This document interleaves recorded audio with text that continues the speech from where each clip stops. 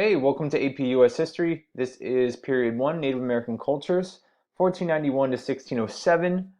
Essentially is the overview of Native American populations and how they interacted with their environment, and also why Europeans decided to explore this region in the first place. In order to start, we need to back all the way up to the Ice Age that occurred thousands of years ago when the oceans had frozen and created large glaciers.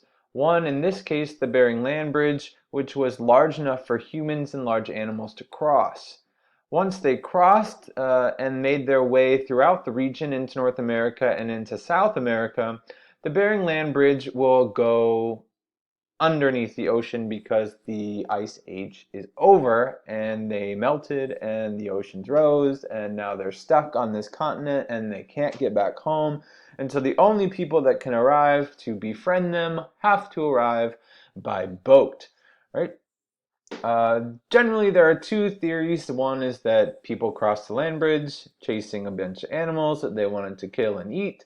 And the other one is that they all got on a ship and crossed the ocean and the wind carried them here. The truth is that though both of those theories are probably correct, new evidence has even shown us that the Clovis people inhabited regions of Texas as early as 15,000 years ago. So people have been here for a long time. They came here in various ways. And what do when they get here? Well, they start to disperse over the region, creating various groups and tribes and languages and customs and religion, becoming very unique entities that spread across what we now know to be the United States. Now, those various entities are going to interact with their environment. If you look at the Shasta tribe, for example, indicated by the yellow arrow, you see that a lot of their commerce and trade is going to be, that's right, cedar and fish. And so they're going to trade those things in order to make money and to live. If you look at the orange arrow, you'll see the Cahokia tribe, and their commerce is primarily going to be, that's right, agriculture and hunting. All right, you'll also see a mound there. That's a religious temple that they would build. Um, and you'll see a lot more information about these tribes here. Should look familiar. Unfortunately, on the worksheet that you guys got at the end of the year, there were two government columns. You can just scratch out one of those government columns. We only need one government. Speaking of government, most of these Native American populations are going to have traditional tribal hierarchies, with the exception of the Iroquois. Now, the Iroquois are located in the Northeast Woodlands, what we would now know to be Northeast United States, Pennsylvania, New York, Connecticut, New Hampshire. They are going to form a multiple tribe alliance where the group comes together and forms a council, and that council's job is to negotiate, compromise, and find peace. The other tribes, on the other hand, are chiefdoms and your traditional leadership roles. There's some differentiation in gender roles where women would do the farming or men would do the farming versus hunting and those types of things. So take a look at this chart and know that these tribes are very different and unique, but they are a product of their environment.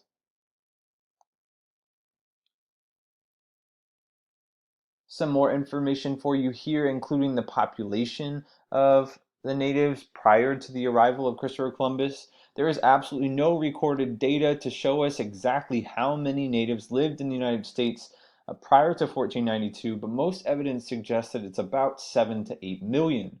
Of course, once the Europeans arrive, that population quickly dwindles, but not necessarily because of violence. A lot of Native American populations were already on the decline due to drought or in other environmental issues. These groups, however, were not isolated pockets. They did interact. Each Native American group is unique, but they do trade frequently. Their trade routes are established here. There was conflict, but not as a result of warring tribes, but usually the result of dishonor or disputes over land. It's hard to decide where your land ends and begins when there are no borders drawn, and those borders of your territory are constantly changing. One of these differences, a lot of the differences between these Native American populations, of course, would be language, distance, which made it very difficult for these groups to unify against the Europeans. 7 to 8 million Native American populations coming together and joining forces against the European invasion probably would have been effective, but because they were so different and because they were so spread out, they could not unify. So, once the Europeans did arrive, why did they come here? And traditionally, what we like to say is God, glory, and gold. These are the causes for European exploration. The desire to spread Christianity, the glory of exploration and competition, and the treasure of trading profits. Now, it is wrong to say that Christopher Columbus discovered America. He absolutely did not. The Vikings had built small settlements in Greenland, Iceland, and northern Canada since 1001 AD. However, since they weren't backed by a major nation, the settlements were eventually abandoned.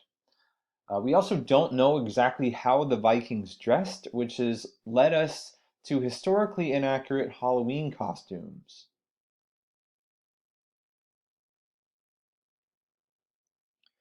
All right, following the Middle Ages, life in Europe wasn't so prosperous. The population was low because they were still recovering from the Black Plague, and France and England were in the midst of civil wars. Life expectancy was slowly increasing due to medical advancements and improved food sources became more abundant, and religious groups were fighting each other for power. Protestants versus Catholics, Christians versus Muslims. But ultimately, trade was what people were after. Trade of all types of things, but in particular spices. So the European trade increased dramatically when Constantinople dies. This would be his big city here. And when he dies, that opens up the Asian market to any country that could get there first. So Portugal, seeing that it has a geographical advantage, feels like it could identify the fastest route to Asia by going around the bottom of Africa. It would use the trade winds. Prince Henry of Portugal said that he could establish a new route to Asia, and along the way, Portugal establishes territory along the African coast. Now, you should remember our African kingdoms from ninth grade, but here they are again. Ghana, Mali, and Songhai are established trading African kingdoms. It's important to know that slavery by this time had mostly died out during the Middle Ages, but it was still very present in the Middle East. So Portuguese sold slaves to Arab traders, and by 1500, this increase in the slave trade will transform commerce, it'll weaken the African economies, and it will change the lives of millions of Africans. Also important to note that slavery in Africa was a lot different than how slavery developed in the United States. Slavery in Africa was used for punishment or for payment, and they were not forced, like they will be in the United States, to abandon their language, customs, religion, and people.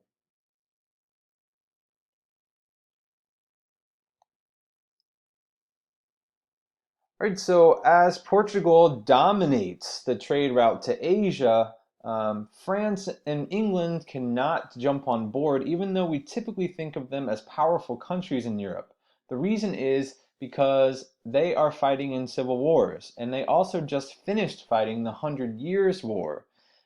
So Portugal is establishing ports all around Africa, and Portugal will continue its trade route and expand trade with Asia.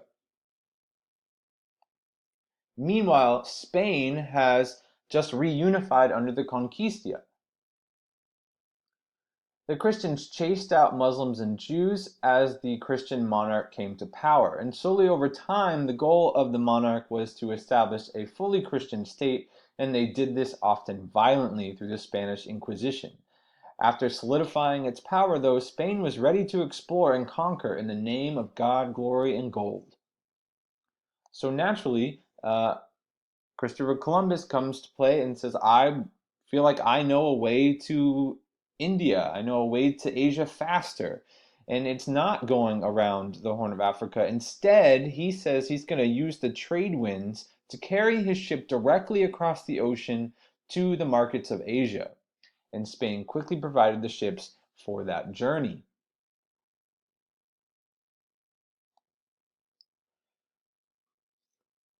China had previously been interested in exploration and for a while did go through the motions of exploration and sent multiple ships out on voyages.